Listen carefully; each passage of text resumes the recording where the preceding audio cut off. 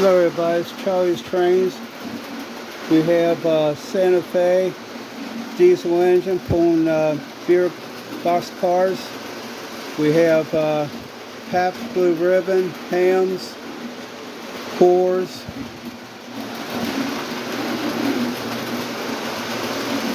and Miller Lite, and a couple of German beer and Canadian beer going around Kennerville, Ohio.